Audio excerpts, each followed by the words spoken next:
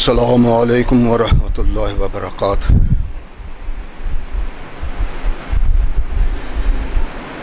الحمد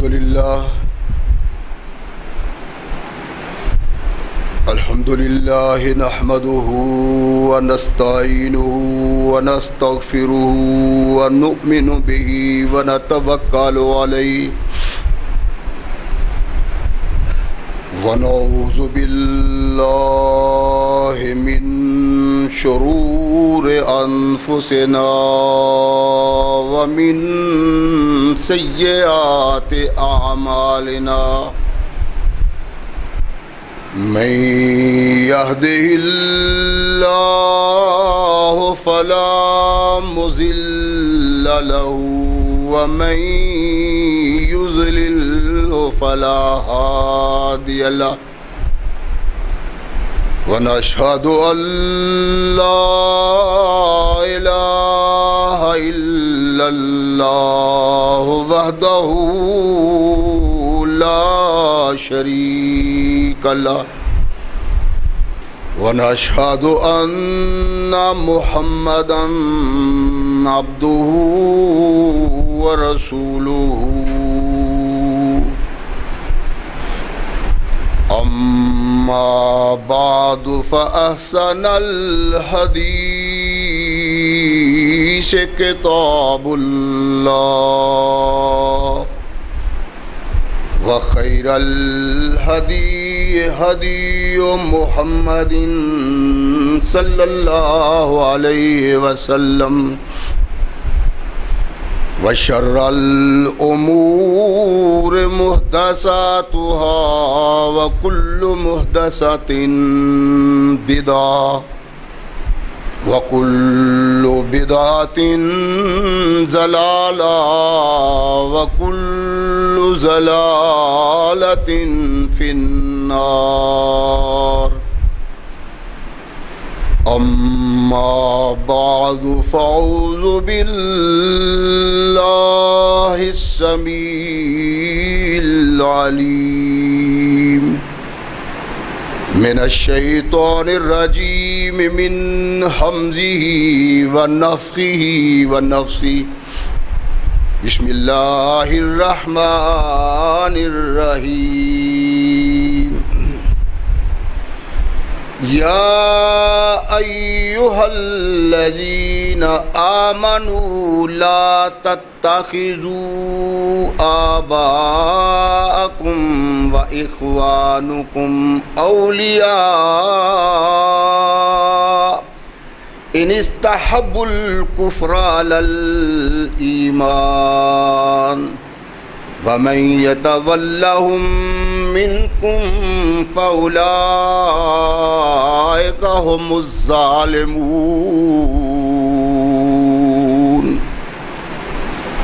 صدق اللہ مولانا العظیم وصدق رسولہ النبی الکریم۔ ہر قسم کی حمد و ثنا، تعریفات و توصیفات اس خالق و مالک کے لیے ہیں جس نے اس ساری کائنات کو تخلیق دیا اور اس کی حسن و آبادی کے لیے حضرت انسان کو تخلیق فرمایا۔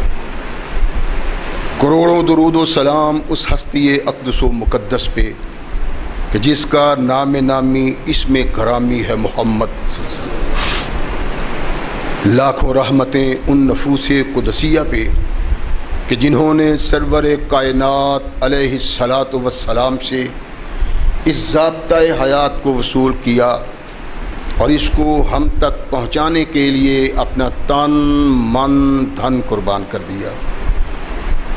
اللہ کی یہ بہت بڑی کرم نوازی ہے کہ اس نے اس ضابطۂ حیات کو ہم تک پہنچانے کے لیے ایسے مضبوط ذرائع اور اسباب استعمال فرمائے کہ ان کی موجودگی میں ہم ببانگ دہل کہہ سکتے ہیں کہ یہ ضابطۂ حیات جو آج قرآن کی صورت میں ہمارے ہاتھوں میں موجود ہے، یہ وہی ضابطۂ حیات ہے جو آج سے کم و بیش 1450 سال پہلے نبی کائنات رسول ثقلین حضرت محمد رسول اللہ صلی اللہ علیہ وآلہ وسلم پہ انسانوں کی رشد و ہدایت کے لیے نازل ہوا۔ اللہ کی اس کرم نوازی پہ ہم جس قدر بھی اس کا شکریہ ادا کریں کما حق کا ہو اس کا شکریہ ادا نہیں ہوتا، اس لیے کہ یہ ضابطہ حیات وہ دستور المتقی ہے کہ اگر انسان اس سے تعلق پیدا کر لے تو یہ قرآن اس کی دنیاوی زندگی میں ایک عظیم انقلاب پیدا کر دیتا ہے، اور اگر اس کو اپنے جسم و روح پہ جاری و طاری کر لیا جائے تو یہی وہ واحد ضابطہ حیات ہے جو انسان کو دنیا کے ساتھ ساتھ عقبہ کی کامیابی کی ضمانت بھی دیتا ہے۔ مگر صدحیف ایسے ضابطہ حیات کی موجودگی کے باوجود آج ہم تختہ عرض پہ اتنی بد نصیبی کی زندگی بسر کر رہے ہیں کہ شاید کوئی دوسری قوم اتنی بد نصیب نہ ہو۔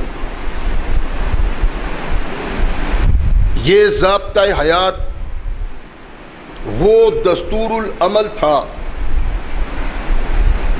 کہ جب اس کا نزول ہوا تو ان لوگوں میں جو کائنات کی تمام قوموں سے گرے ہوئے لوگ تھے، عقل و شعور کے لحاظ سے، فہم و فراست کے لحاظ سے، دوسرے دنیاوی نظریات کے لحاظ سے، انہیں انسانی زندگی کا شعور تک نہیں تھا۔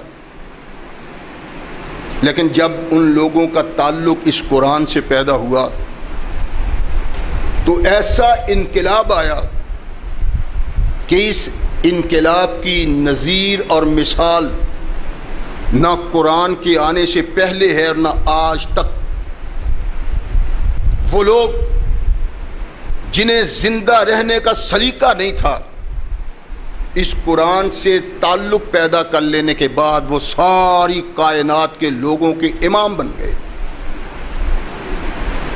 وہ جو قرآن کو نہیں مانتے، رسول کو نہیں مانتے،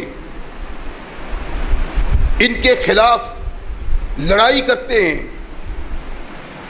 ان کا زندہ رہنا ان کو گوارا نہیں، اس سب کچھ کے باوجود وہ یہ سمجھتے ہیں کہ جن لوگوں نے اپنا تعلق قرآن سے پیدا کر لیا، محمد رسول اللہ کا دامن اپنے ہاتھ میں تھام لیا، اس تختہ عرض پہ ایسی کوئی دوسری قوم نہیں۔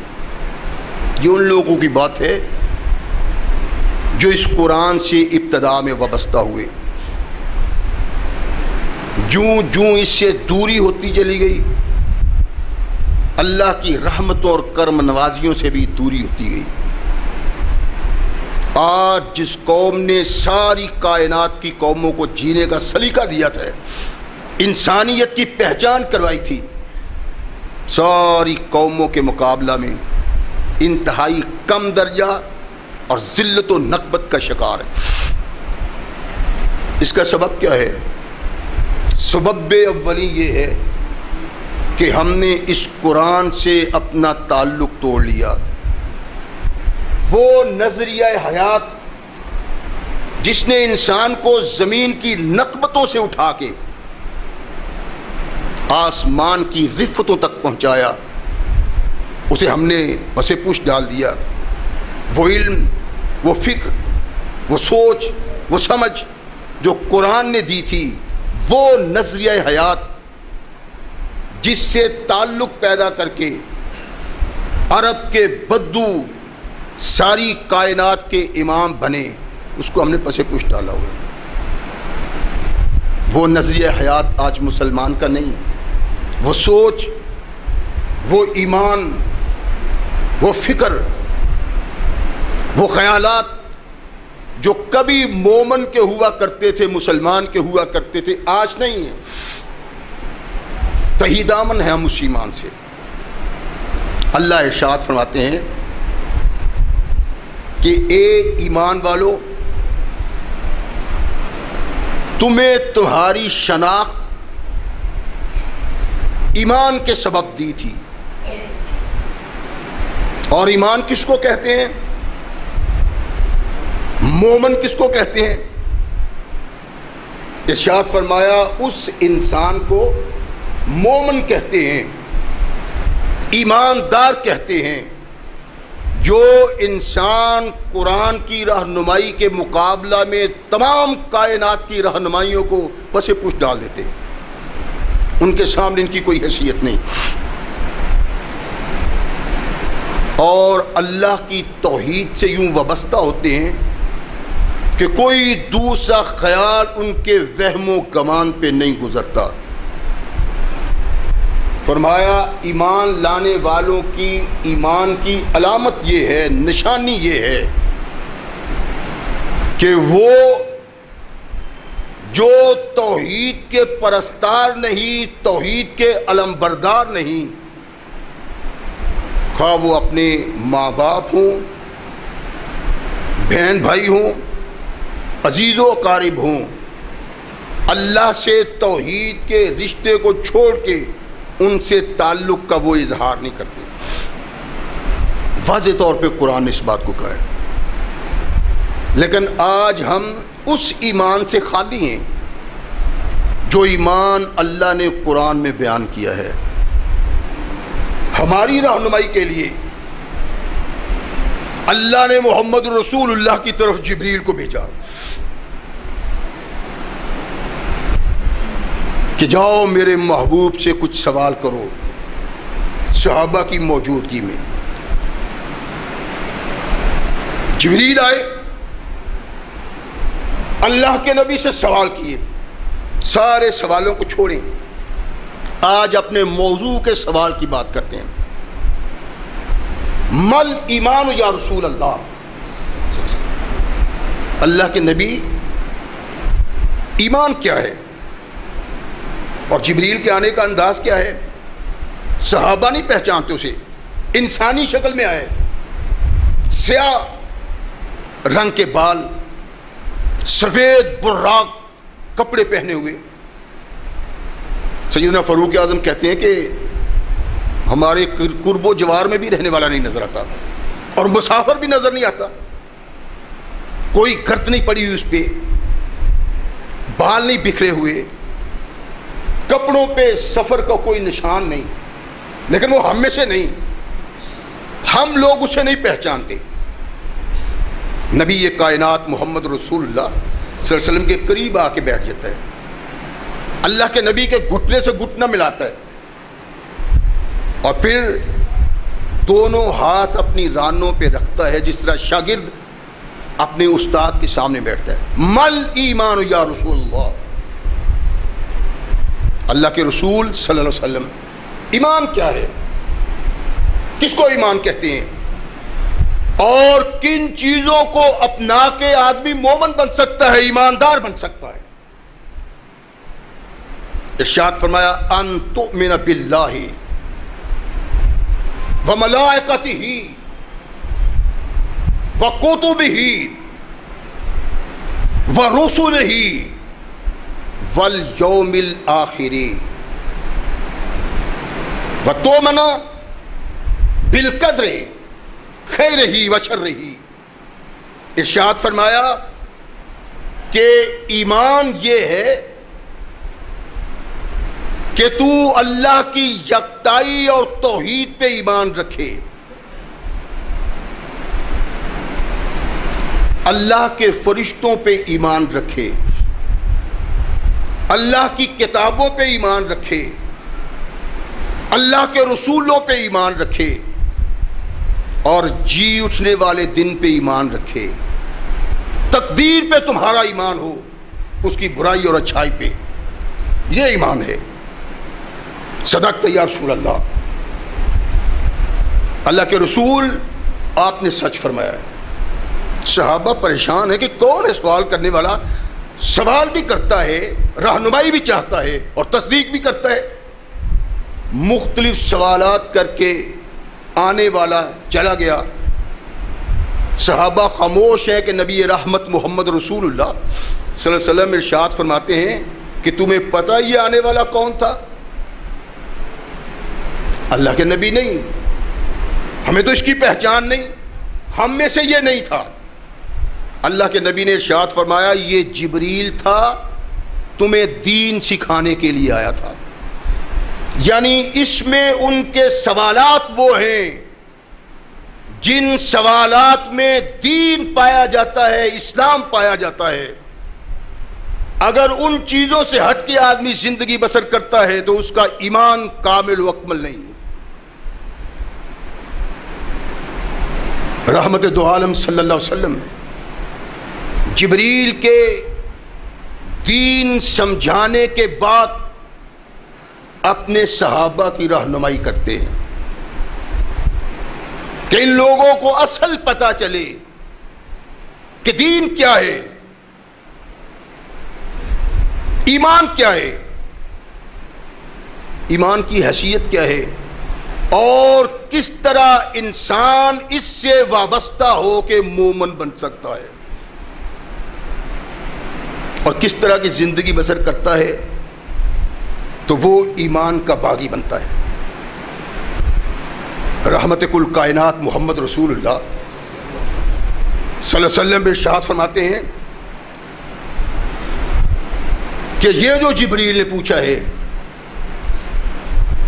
کہ ایمان کیا ہے، اس کی رہنمائی مختلف اوقات میں مختلف وقت میں اور مختلف مجلسوں میں تمہاری کرتا رہا ہوں۔ صحابہ اکرام رضوان اللہ علیہم اجمعین اللہ کے نبی محمد رسول اللہ صلی اللہ علیہ وسلم کی طرف خاص کر متوجہ رہا کرتے تھے، اس لیے کہ انہیں احساس تھا، علم تھا کہ اس زبان سے جو نکلتا ہے وہی نکلتا ہے جو آسمان سے اللہ کی طرف سے آتا ہے۔ ایک موقع آیا کہ اللہ کے نبی علیہ الصلوۃ والسلام پہ سوالات کی بچھاڑ کر دی لوگوں نے۔ اللہ کے نبی غصے میں آئے، ان کی رہنمائی کی اور کہا جب تک ممبر رسول پہ کھڑا ہوں جو سوال کرو گے اس کا جواب دوں گا۔ صحابہ بھی پریشان ہو گئے، اللہ نے ناراضگی کا اظہار کیا کہ ویسے ہی سوال کرتے رہتے ہو، اتنے زیادہ سوال نہ کیا کرو۔ رحمت کل کائنات نے بھی، انس کہتے ہیں کہ ہم منتظر رہتے تھے کہ کوئی دیہاتیوں میں سے دیہاتی آئے اور ہو وہ عقل مند، وہ رسول اللہ سے سوال کرے تاکہ ہم دین کو سمجھ سکیں۔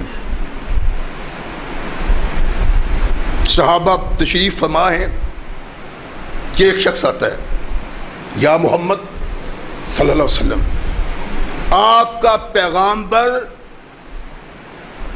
آپ کا ایلچی ہم تک پہنچا ہے، وہ کہتا ہے کہ آپ رسالت کا دعویٰ کرتے ہیں۔ نام شاذبہ، ہاں۔ کہنے لگا آسمان کس نے پیدا کیا ہے؟ اللہ نے۔ زمین کس نے پیدا کی ہے؟ اللہ نے۔ زمین پہ پہاڑ کس نے کھڑے کیے ہیں؟ اللہ کے نبی نے ارشاد فرمایا اللہ نے۔ اس میں سب کچھ پیدا کس نے کیا ہے؟ فرمایا اللہ نے۔ کہنے لگا جس نے آسمان پیدا کیا ہے، زمین پیدا کی ہے، پہاڑ پیدا کیے ہیں، میں اس رب کی قسم دیتا ہوں کیا اللہ نے آپ کو رسول بنا کے بھیجا ہے؟ ارشاد فرمایا نعم، ہاں مجھے اللہ نے رسول بنا کے بھیجا ہے۔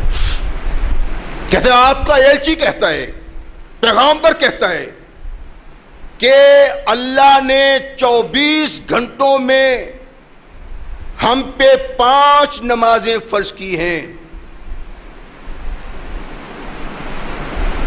آپ یہ بتائیں کہ یہ 5 نمازوں کا حکم اللہ نے آپ کو دیا ہے؟ فرمایا ہاں۔ کہنے لگا آپ کا ایلچی کہتا ہے کہ سال میں تمہاری رقم پہ، مال و زر پہ زکوٰۃ فرض ہے۔ آپ کو اسی اللہ کی قسم دے کے پوچھتا ہوں یہ حکم آپ کو اللہ نے دیا ہے؟ نعم۔ آپ کے ایلچی نے کہا ہے کہ تم پہ 1 مہینہ کے روزے فرض ہیں۔ اللہ کی قسم دے کے پوچھتا ہوں کہ واقعی یا محمد صلی اللہ علیہ وسلم آپ کو اللہ نے کہا ہے؟ ارشاد فرمایا ہاں۔ کہنے لگا آپ کا ایلچی کہتا ہے کہ سال میں 1 بار تم پہ حج فرض ہے، اگر زیادہ ہے تو کیا یہی بات ہے؟ اللہ نے کہا ہے۔ ارشاد فرمایا ہاں. کہنے لگا والذی باسک بالحق لا ازید علیہن ولا انقص منہن. اس کی قسم جس نے آپ کو حق کے ساتھ بھیجا ہے. یہ جو آپ چیزیں بیان کر رہے ہیں ان چیزوں پہ ساری زندگی عمل پیرا رہوں گا، نہ کم کروں گا نہ زیادہ کروں گا. منہ موڑ کے چلا گیا. ارشاد فرمایا لئن صدق لیدخلن الجنہ. اگر اس نے سچ کہا ہے تو اس کو اللہ جنت میں داخل کر دیں گے. یعنی ایمان کی علامت، ایمان کی بنیاد جس پہ عمل پیدا ہو کے انسان مومن بن سکتا ہے، جن پہ عمل کر کے انسان جنت کا وارث بن سکتا ہے، اپنے ایمان پہ کردار کی مہر اگر ان 4 چیزوں پہ ایمان کا اظہار کر کے عمل کرتا ہے تو میرے آقا محمد رسول اللہ صلی اللہ علیہ وسلم نے فرمایا لا یدخلن الجنہ، یہ ضرور جنت میں داخل ہوگا.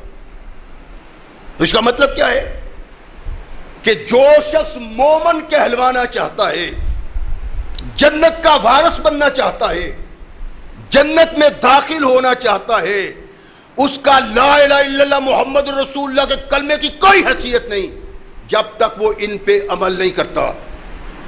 رحمت کل کائنات محمد رسول اللہ صلی اللہ علیہ وسلم کی رہنمائی یہی ہے. اور ارشاد فرمایا اگر یہ سچ کہتا ہے، کلمہ پڑھ کے نہیں بیٹھ جاتا، سارے جہان کی برائیاں، سارے جہان کی غلط کاریاں، سارے جہان کی خطا کاریاں، سارے جہان کی گناہ گاریاں، اور کہتا ہے کلمہ پڑھ لیا، یہ کلمہ میرے لیے کافی ہے. فرمایا نہیں، کلمہ کے ساتھ ان اعمال کا ارتکاب تیرے ایمان پہ مہر لگاتا ہے. اور اگر ایمان ایسا ہی ہے تو محمد کریم نے اپنی زبان سے جنت کا سرٹیفکیٹ بھی دیا ہے. ایک شخص آتا ہے، مسلم کی روایت ہے، یہ بھی گنوار ہے، دیہاتی ہے، اور صحابہ خاص ان لوگوں کے منتظر رہا کرتے تھے. آ کے کہتے ہیں اللہ کے نبی مجھے ایسا عمل بتلائیں. عمل تو ہوں کہ میں اس عمل کو اپناؤں، وہ عمل کروں.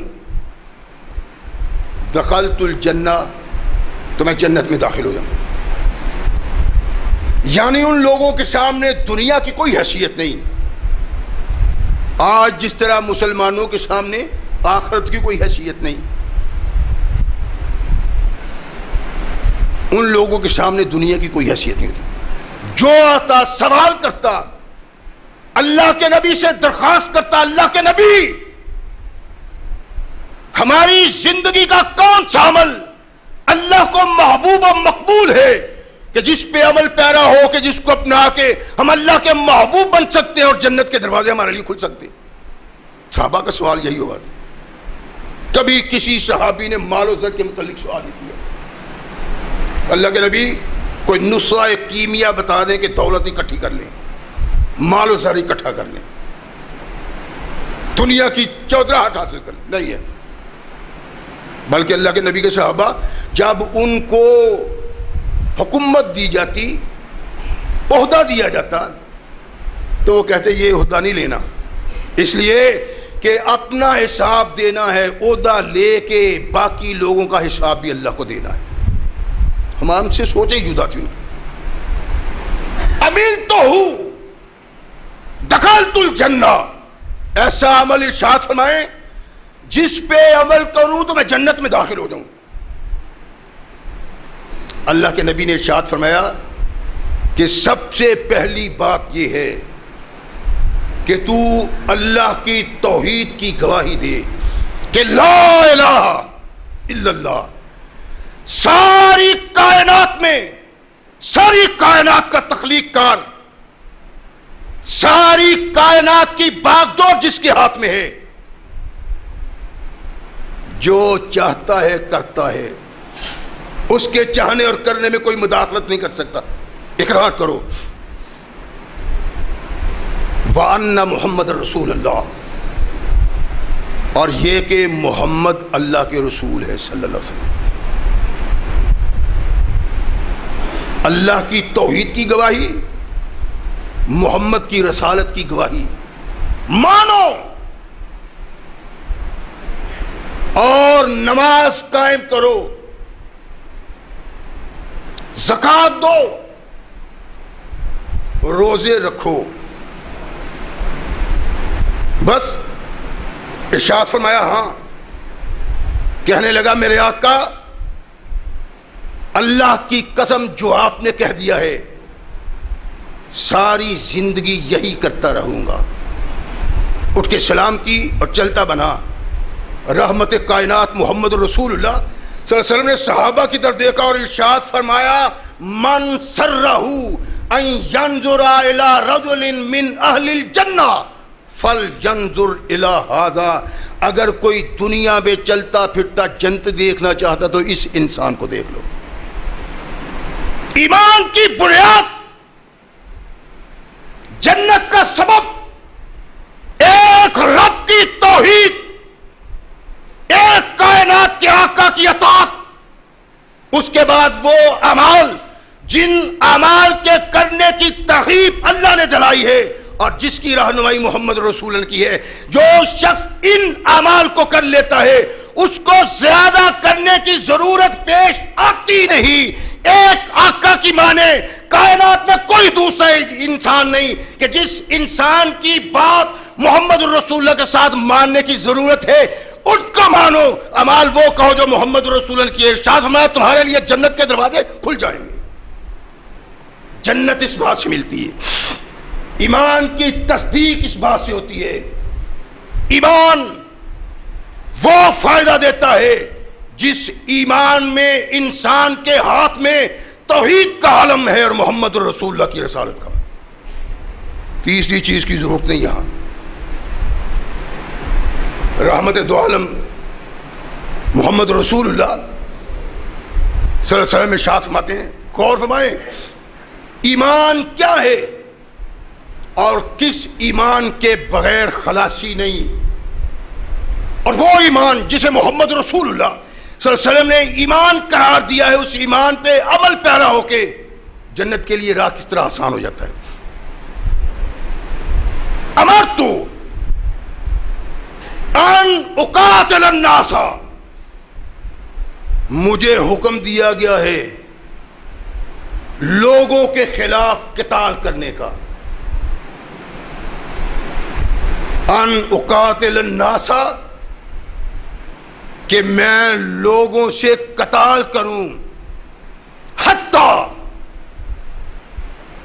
یشہدوا اللہ الہ الا اللہ، یہاں تک وہ لوگ گواہی دینا شروع کر دیں کہ اللہ کے علاوہ کوئی نہیں، وَأَنَّ محمد رسول اللہ، اور یہ کہ محمد اللہ کے رسول ہیں صلی اللہ علیہ وسلم، یقیم الصلاۃ ویؤتوا الزکوٰۃ، وہ نماز قائم کریں اور زکوٰۃ ادا کریں۔ جب یہ کر لیں، غور فرمائیں الفاظ پہ نبی کائنات محمد رسول اللہ، جب وہ یہ کر لیں تو ارشاد فرمایا انہوں نے مجھ سے اپنا خون بھی بچا لیا، اپنا مال و زر بھی بچا لیا، سوائے اس مال کے جس کے خرچ کرنے کا اللہ حکم دیتے۔ یعنی اللہ کے نبی محمد رسول اللہ صلی اللہ علیہ وسلم نے ارشاد فرمایا کہ توحید اور رسالت کی بنیاد اگر تمہارے دل میں ہے تو تمہارا ایمان کامل و اکمل ہے، اگر تمہارے پلے توحید نہیں تو اللہ کے ہاں تم محبوب و مقبول نہیں۔ اور صرف توحید کو لے کے بیٹھے رہنا ٹھیک نہیں، بلکہ اللہ اور رسول کہتے ہیں ان کے ساتھ وہ اعمال کرنے ضروری ہیں جن اعمال کا حکم اللہ نے قرآن میں دیا اور محمد رسول اللہ نے دیا ہے۔ فرمایا ان چیزوں کو جو کرتا ہے میرے ہاتھ سے اس کا سب کچھ محفوظ رہ جاتا ہے۔ کیا دیا رسول اللہ صلی اللہ علیہ وسلم؟ کیا مقصود تھا رسول اللہ صلی اللہ علیہ وسلم کا؟ کیا رہنمائی تھی؟ اور کس طرح انسان اللہ کا محبوب ہو سکتا ہے؟ ایک بات حتمی اور یقینی ہے، جس انسان کی توحید قائم نہیں، وہ دائم نہیں اس پہ مضبوط، اس انسان کے لیے جنت کا حاصل کرنا بہت مشکل نہیں بلکہ بنتا ہی نہیں۔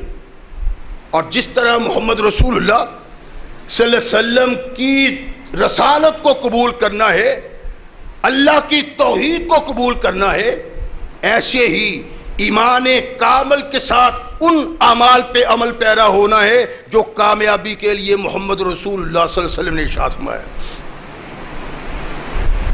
اللہ کے نبی صلی اللہ علیہ وسلم ارشاد فرماتے ہیں کہ دیکھو میں تمہارے پاس دین لے کے آیا ہوں،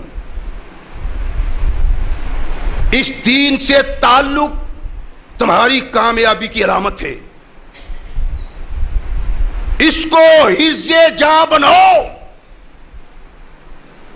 جب تک تم اس کو اپنی حفظ جاں نہیں بناؤ گے تمہارے لیے جنت کے دروازے نہیں کھل سکتے۔ امام مسلم رحمہ اللہ علیہ نے ایک باب باندھا ہے،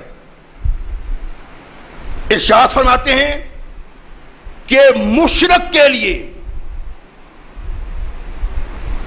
اللہ نے دعا کرنا منع کر دیا ہے۔ مسلم کتاب تو یہ اصح الکتاب بعد کتاب اللہ بخاری و بعدہ مسلم، ایمان تمام مسلمانوں کا، اہل فہم و فراست کا، کہ قرآن کے بعد سب سے صحیح کتاب بخاری کی، اور بخاری کے بعد مسلم کی کتاب ہے۔ اس مسلم کی کتاب میں امام مسلم باب باندھتے ہیں کہ مشرک کے لیے دعا منع ہے، اور مشرک جہنم کا مال ہے۔ لا ينقذہ من ذلک شیء، جو مشرک ہے اس کو کوئی چیز جہنم کی آگ سے نہیں بچا سکتی۔ لا وسائل لا، اس کے لیے کوئی وسیلہ نہیں۔ شرک کا ارتکاب کرنے والا، اللہ کا باغی، اگر شرک کرتا مر جاتا ہے، فرمایا اس کو کوئی چیز بخشوا نہیں سکتی، نہ مومن بیٹا، نہ مومن باپ، صدقہ دینے والا، خیرات کرنے والا، لوگوں میں مال و زر کو تقسیم کرنے والا، کہ مرنے والا میرا باپ بخشا جائے، میرا بیٹا بخشا جائے۔ اللہ کے نبی کی حدیث کی کتاب میں باپ باندھتے ہوئے امام مسلم روایت بیان کرتے ہیں کہ ابی طالب کو نبی یہ کائنات نے کہا اسلام قبول کر لے۔ ابی طالب مرتے ہوئے کلمہ نہیں پڑھتا، جس طرح ابی طالب کے کام محمد رسول اللہ نہیں آ سکے کہ ان کو جنت میں داخل کر دیا جائے، اس طرح مرنے والے مشرک کے لیے کوئی کام نہیں آ سکتا۔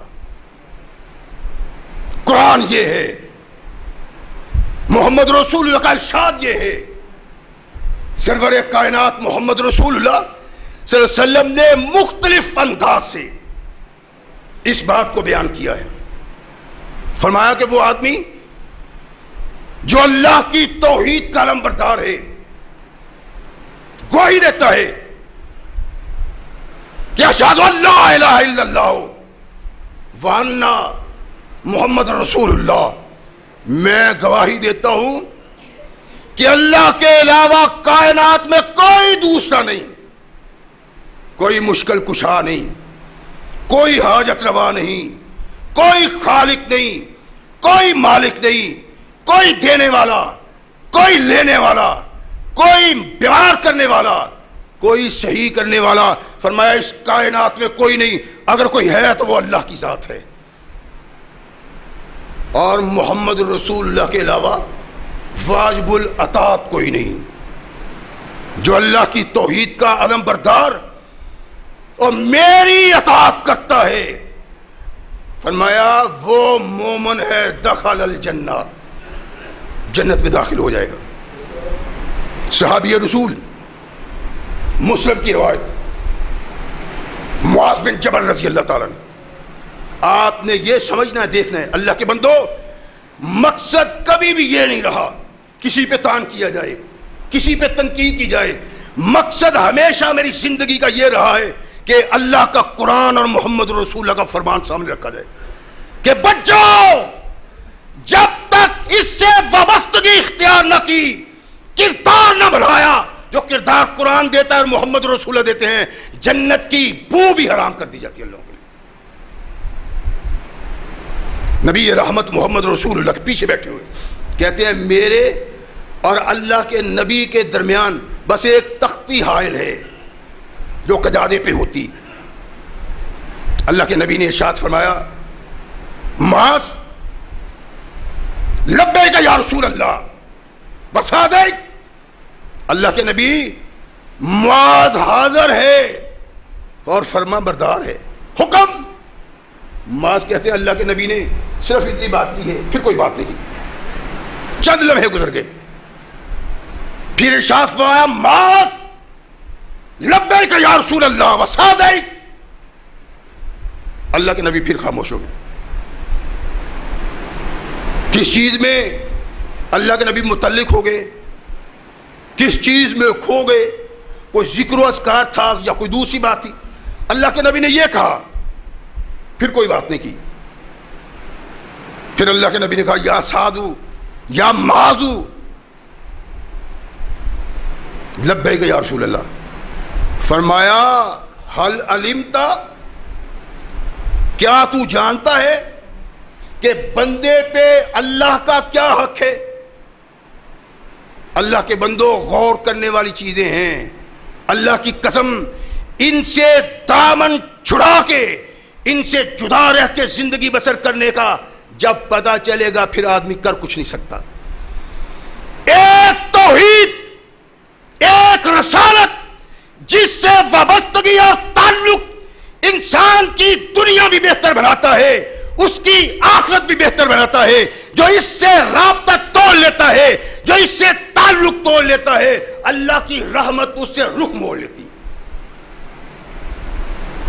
معاذ جانتے ہو اللہ عالم ورسولہ، اللہ جانے یا اللہ کا رسول، اللہ کے نبی مجھے تو علم نہیں۔ ارشاد فرمایا اللہ کا حق انسان پہ یہ ہے ان یعبدوہ ولا یشرکوا بہ شیئا۔ ایمان کو سمجھنے کی کوشش کریں۔ جو ایمان سمجھانے کے لیے اللہ نے جبریل کو بھیجا اور جبریل نے جو رہنمائی کی وہ کیا ہے؟ میری عقل، میرے فکر سے بنائی ہوئی بات ایمان کی علامت نہیں، مولوی کی بنائی، امام کی بنائی، محدث کی بنائی، مفکر کی بنائی، مفسر کی بنائی، کسی کا کوئی دیا ہوا راستہ اللہ کے نزدیک قابل قبول نہیں، اور کسی بھی انسان کی راہ پہ چل کے انسان جنت پہ نہیں پہنچ سکتا۔ ایک اللہ کا فرمان اور ایک محمد رسول اللہ کا شان، دو ہی چیزیں۔ اللہ کے نبی نے ارشاد فرمایا کہ اللہ کا حق یہ ہے ان یعبدوہ ولا یشرکوا بہ شیئا، کہ اس کی عبادت کرو، یعنی انسان اللہ کی عبادت کرے، اس کے ساتھ کسی کو شریک نہ بنائے۔ کیا ہے؟ پھر ارشاد فرمایا کہ بندے کا حق کیا ہے اللہ پہ، اس کا علم ہے، اللہ یعلم ورسولہ، فرمایا اللہ یعذبہم، اگر انسان اللہ کی عبادت کرے، اس کے ساتھ کسی کو شریک نہ کرے، تو اللہ پہ حق کیا بندے کا کہ اس کو بخش دے۔ لا الہ الا اللہ ایک ایسا کلمہ ہے، توحید ہے، جس سے وابستگی انسان کی جنت کی علامت ہے۔ اللہ کے نبی نے یہ نہیں ارشاد فرمایا کہ اللہ کی عبادت اور اللہ کے نام کی نظر و نیاز نہیں۔ ارشاد فرمایا رب کی عبادت اور دوسری چیز یہ کہ اس کے ساتھ شریک کسی کو نہ بنایا جائے. اس کا مطلب ہے کہ عبادت اللہ وہ قبول کرتے ہیں، صدقہ اللہ وہ قبول کرتے ہیں جس عبادت اور صدقہ میں کسی غیر کو شریک نہیں کیا گیا. تنہا اللہ وحدہ لا شریکا، ایک اس کا کوئی نہیں. نماز پڑھ لی، حج کر لیا، تو اس کا مطلب ہے کہ یہ اس توحید کا علم بردار بن گیا جو محمد رسول اللہ نے کہا ہے. اللہ کے نام کی زکات دی، صدقات دیے، تو کیا یہ وہی موحد بن گیا ہے جو اللہ رسول چاہتے؟ نہیں. اگر محض اللہ کی عبادت کی اور محض اللہ کے نام کی نظر و نیاز دی تو یہ توحید نہیں، اور نہ اللہ اس پہ راضی، نہ محمد رسول اللہ یہ پیغام دیتے. اگر محض عبادت کرنا، محض اللہ کے نام کا دینا ہی توحید ہوتا تو ابو جہل کو کوئی مشرک نہ کہتا، ابو لہب کو کوئی مشرک نہ کہتا. قرآن کو پوچھو، قرآن کہتا ہے مکہ کا باغی جو توحید کا باغی ہے، رسول کا باغی ہے، وہ باغی بھی اللہ کے نام کا نکالا کرتے تھے. قرآن کہتا ہے کہ جب وہ اپنی مال و زر کو تقسیم کرتے، اپنی کھیتی اناج کو تقسیم کرتے، تو اللہ کا حصہ نکالتے. ھذا للہ ہے. اور مکہ کا ابو جہل اللہ کا حصہ نکالا کرتا تھا، نظر اللہ کی، نیاز اللہ کی. ابو لہب اللہ کی نظر کیا کرتا تھا، نیاز دیا کرتا تھا. قرآن کہتا ہے سب کچھ غلط ہو سکتا ہے، قرآن تو غلط نہیں ہوتا. قرآن کہتا ہے کہ مکہ کے کافر اللہ کے نام کا نکالا کرتے تھے، نکال کے ڈھیری بنا دی. ھذا للہ ہے. قرآن کہتا ہے کہ یہ اللہ کا ہے، وَھَذَا لِشُرَكَائِنَا، اور یہ ہمارے شریکوں کا. مکہ کا کافر یہ کرتا ہے. تو اس کا مطلب یہ ہوا کہ محض عبادت، محض نظر و نیاز اللہ کے نام، یہ توحید نہیں. اور اس توحید کی بنا پہ جنت کا کوئی وارث نہیں بن سکتا. توحید یہ ہے کہ اللہ کی عبادت، اللہ کے نام کی نظر و نیاز صرف تنہا، اس کے علاوہ کسی کی نظر و نیاز نہیں، اس کے علاوہ کسی کو سجدہ نہیں. یہ وہ توحیدی پیغام ہے جو آسمان سے محمد رسول اللہ پہ آیا، اور محمد رسول اللہ نے ہمیں بیان دیا کہ اللہ کی عبادت کرنی ہے، کسی غیر کو سجدہ نہیں کرنا، کسی کو رکوع نہیں کرنا، کسی کے سامنے نہیں جھکنا. اللہ کے نام کی دینی ہے، اس کے علاوہ کسی کے نام کی نہیں دینی. اگر یہ نظریہ ہے، اس طرح کلمہ کو قبول کیا، تو یہ کلمہ ہے جو انسان کو جنت میں لے جاتا. وگرنہ شاید آپ کو علم نہ ہو کہ مکہ میں جو 365 یا 60 مختلف آیات بت تھے نا، وہ ذہنی تراشیدہ نہیں تھے، بلکہ اولیاء انبیاء کے بت تھے. وہ آپ کے سامنے روایت ہوگی کہ اللہ کے نبی محمد رسول اللہ جب مکہ کو فتح کیا، کعبۃ اللہ میں گئے، بتوں کو گرا رہے اپنی چھڑی سے. جال حق و وضحق الباطل ان الباطل کان زہوقا. ایک بت پہ جا کے چھڑی ماری، زمین پہ گرا. کہنے والے نے کہا آقا یہ تو آپ کے بابا ابراہیم کا بت تھا. ارشاد فرمایا اگر میرا بابا زندہ ہوتا تو جس طرح میں نے ابراہیم کے بت کو توڑ دیا ہے، میرا بابا بھی اس کو توڑ دیتا. وہ کوئی ذہنی تراشیدہ نہیں تھے. محبوبان خدا، انبیاء، رسول اللہ، جن کی پرستش مکہ کا کافر کرتا تھا، جس کی عبادت مکہ کا کافر کرتا تھا، اور یہ کہتا تھا ما نعبدہم الا لیقربونا الی اللہ زلفا. ان کے سامنے ہم جو سجدہ ریزی کرتے ہیں، ان کے سامنے جو رکوع کرتے ہیں، ان کی عبادت نہیں کرتے. تو کیا کرتے ہو؟ ہمیں بھی آئے لوگ ہیں قبروں پہ سجدہ، پیروں کو سجدہ، مرشدوں کو سجدہ، اور سجدہ کرتے ہو سجدہ راہ میں کہتے ہیں ہم کو سبحان ربی اعلیٰ پڑھتے ہیں، سجدہ تو سبحان ربی اعلیٰ ہے، ہم تو یہ نہیں پڑھتے، احترام کرتے ہیں ان کا، یہ اللہ کے محبوب ہیں۔ آپ کسی سے پوچھیں جو سجدہ ریزی کرتا ہے غیر اللہ کے سامنے کیوں کرتے ہو، کہیں گا یہ اللہ کا دوست ہے، اس کا ادب احترام کریں گے یہ اللہ کے قریب کر دے گا۔ قرآن کیا کہتا ہے؟ اور مشرکوں کو رب کے نبی نے کہا یہ جبین اللہ کے سامنے جھکنے کے لیے ہے، غیر اللہ کے سامنے نہیں۔ کیوں بتوں کے سامنے جھکا رہے ہو، کیوں غیر اللہ کے سامنے جھکا رہے ہو؟ کہتے ہیں ما نعبدہم، قرآن ما نعبدہم الا لیقربونا الی اللہ زلفیٰ، اور ہم تو ان کے سامنے اس لیے جھکتے ہیں کہ یہ اللہ کے محبوب ہیں، ہمیں اللہ کے قریب کر دیتے۔ اور وہ سارے بت ذہنی تراشیدہ نہیں تھے، میں نے عرض کیا ہے لات بڑا بت تھا، اور یہ لات کیوں تھا؟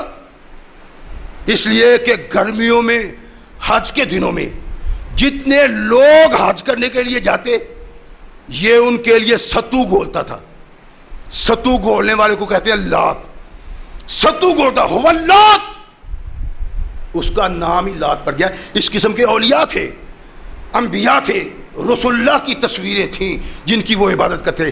ما نعبدہم الا لیقربونا الی اللہ زلفیٰ، ہم ان کی عبادت اس لیے کرتے ہیں کہ یہ ہمیں اللہ کے قریب کر دیں گے۔ یہ ان لوگوں کا نظریہ حیات تھا جنہیں محمد رسول اللہ کلمہ توحید پڑھانے کے لیے آئے تھے۔ کبھی یہ بات نہیں، لا الہ کا مطلب یہ ہے کہ اللہ کی صفات کسی دوسرے میں نہیں، جو اللہ کی صفات کسی دوسرے میں ڈالتا ہے وہ اس کلمہ توحید و رسالت کا کما حق کا حق ادا نہیں کرتا۔ غور کرنے کی باتیں، سوچنے کی، تھوڑی سی سوچنے کی۔ رحمت کل کائنات محمد رسول اللہ صلی اللہ علیہ وسلم نے توحید کی آواز کن لوگوں کو دی تھی؟ ان لوگوں کو جو اللہ کے نام کی نظر و نیاز دیتے تھے، اللہ کو سجدہ کرتے تھے، اور ان کو سجدہ کرتے ہوئے کہتے تھے ما نعبدہم الا لیقربونا الی اللہ زلفیٰ، ان کی عبادت نہیں ہم کرتے، ما نعبدہم، ان کی عبادت نہیں، سجدہ کرتے ہیں، رکوع کرتے ہیں، قیام میں کھڑے ہوتے ہیں، اس سے مقصد ان کی عبادت نہیں۔ ما نعبدہم الا لیقربونا الی اللہ زلفیٰ، یہ سب ہم اس لیے کرتے ہیں کہ یہ ہمیں اللہ کے قریب کر دیتے ہیں۔ یہ تصور آج اگر کسی مسلمان کا ہے تو کائنات میں سب سے بڑا بد نصیب وہ مسلمان۔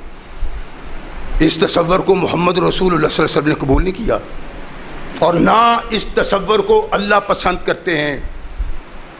اللہ کا حکم ہے جو میری توحید سے وابستہ ہو جاتا ہے اور کائنات کی تمام طاقتوں سے رابطہ توڑ لیتا ہے، فرمایا جب وہ اس طرح میرا بنتا ہے میں اس کا بن جاتا ہوں۔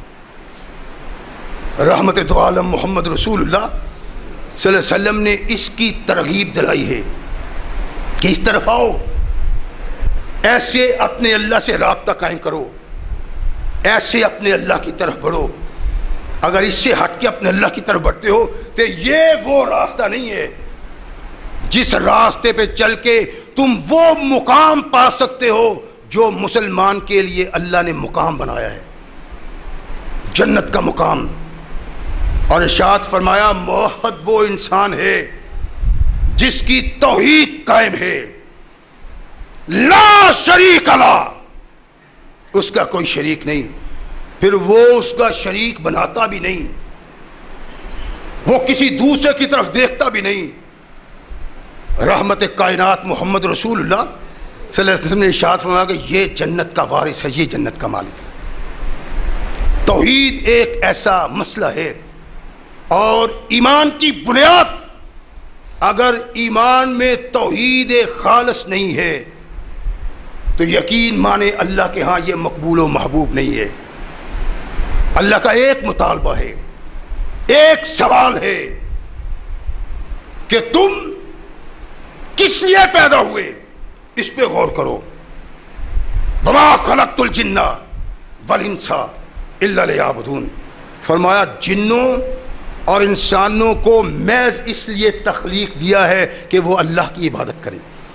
اور اللہ کی عبادت اس طرح کہ اللہ کی صفات میں کسی غیر کو شریک نہ کیا جائے، کسی بھی انداز میں، کسی بھی حیثیت میں، کسی بھی سبب اگر کسی بھی اللہ کی صفت میں کسی کو شریک کیا جائے وہ اللہ کے نزدیک محبوب و مقبول نہیں ہے، اور یہ انسان اللہ کا محبوب نہیں بن سکتا، یہ انسان اللہ کا مقبول نہیں بن سکتا۔ اللہ چاہتے ہیں تنہا میرے ساتھ تعلق پیدا کرو، عبودیت ربوبیت یہ اللہ کی ہے، اللہ کے علاوہ کسی نہیں۔ رحمت کل کائنات محمد رسول اللہ صلی اللہ علیہ وسلم نے دن رات اس کی تبلیغ کی ہے اور اس کی تشہیر کی ہے، اس طرف لوگوں کو بلایا ہے کہ راہ یہ ہے جس راہ پہ چل کے تم جنت حاصل کر سکتے ہو، اگر اس کے ہٹ کے زندگی بسر کرتے ہو تو تمہاری بد نصیبی ہے، تم وہ مقام اور مرتبہ نہیں پا سکتے۔ پھر اللہ کے نبی علیہ الصلوۃ والسلام نے ارشاد فرمایا کہ کلمہ شہادت لا الہ اور ان تشہد محمد رسول اللہ، تو گواہی دے کہ محمد اللہ کا رسول ہے، تو محمد اللہ کا رسول ہے بس یہ گواہی دینا کافی ہے۔ لا الہ الا اللہ محمد رسول اللہ نہیں نہیں نہیں، اس کی کوئی حیثیت نہیں، کون مانتا اسے؟ نہ رب اور نہ رسول۔ اللہ کے نبی نے واضح طور پر ارشاد فرمایا لا الہ الا اللہ محمد رسول اللہ، کلمہ توحید و رسالت جب انسان اس سے وابستہ ہو جائے اور وابستگی کا اظہار اس طرح نہ کرے جس طرح حق ہے، اللہ اس کلمے کو قبول نہیں کرتا، نہ محمد رسول اللہ کی رسالت کے حق ادا کرنے والے کو اس کلمہ اللہ کو مقبول ہے۔ اللہ کے نبی ارشاد فرماتے ہیں والذی نفسی بیدہ، مجھے اس ذات کی قسم جس کے قبضہ اختیار میں میری جان ہے، لا یؤمن احدکم حتی احب الیہ من والدہ وولدہ والناس اجمعین۔ اللہ کے نبی محمد کا کلمہ پڑھنے والوں، رسالت کا اظہار کرنے والوں، قبول کرنے والوں، میری رسالت کو ماننا یہ ہے کہ کائنات کی ہر چیز کو محمد کی جوتی پہ قربان کر دو، اللہ کی توحید، سجدہ، عبادت، نذر و نیاز اور محمد کی اطاعت، محمد سے محبت صلی اللہ علیہ وسلم۔ فاروق اعظم، امام بخاری لکھتے ہیں بخاری میں، فاروق اعظم جا رہے ہیں نبی رحمت کے ساتھ، ہاتھ میں ہاتھ پکڑا، ابو ہریرہ ساتھ ہیں۔ ابو ہریرہ کہتے ہیں کہ سیدنا عمر فاروق نے کہا میرے آقا ساری کائنات میں آپ سب سے مجھے زیادہ محبوب ہیں، میرے ماں باپ، میری آل اولاد، میری دولت، میرے عزیز و اقارب، مجھے کوئی قبول نہیں، کسی سے پیار نہیں، صرف محمد سے، صرف اپنی جان کو ترجیح دیتا ہوں، اپنی جان کے علاوہ اللہ کے نبی مجھے ہر چیز سے آپ محبوب ہیں۔ فرمایا عمر اس ذات کی قسم جس ذات نے محمد کو رسول بنا کے بھیجا ہے، اگر تم مجھ سے اپنی جان سے بھی بڑھ کے محبت نہ کرو تمہارا ایمان کامل نہیں۔ فاروق اعظم کہتے ہیں اللہ کے نبی اگر یہ بات ہے تو آج سے اپنی جان سے بھی بڑھ کے آپ کو پیارا رکھتا ہوں۔ فرمایا الآن یا عمر، اب تم مکمل مومن ہوئے ہو، یعنی تمام کائنات کی تخلیقات، تمام شخصیات، تمام کردار محمد رسول اللہ کے مقابلے میں قربان کر دے آدمی، یہ ایمان ہے لا الہ الا اللہ محمد رسول اللہ، یہ کلمہ کا معنی ہے۔ اگر اللہ کو اللہ مانتے ہوئے اس کے ساتھ شریک بھی ٹھہراتے، اس کی اوصاف میں، اس کی صفات میں، اللہ مشکل کشا ہے فلاں بھی ہے، اللہ حاضر روا ہے فلاں بھی ہے، اللہ مالک و مختار ہے فلاں بھی ہے، نہیں، فرمایا نہیں یہ نہیں، بلکہ تنہا اللہ رحمت کل کائنات محمد رسول اللہ صلی اللہ علیہ وسلم کے پاس ایک شخص بیٹھا شاگی، کہتا ماشاء اللہ و شاہ محمد، جو اللہ اور محمد چاہیں۔ نبی رحمت نے ارشاد فرمایا اجعلتنی لہو ندا، اور تو نے مجھے اللہ کا شریک بنا دیا، لا تقولوا ما شاء اللہ و شاء محمد بل تقولوا ما شاء اللہ وحدہ، صرف کہو جو اللہ چاہے. اللہ کے علاوہ کائنات میں کوئی طاقت نہیں جو چاہ سکتی ہے، اور نبی کے علاوہ کائنات میں کوئی نہیں جس کی اطاعت کی جا سکے. ایک سیدھی سی بات ہے، اللہ کی رسالت کو ماننا کما حق کا ماننا نہیں.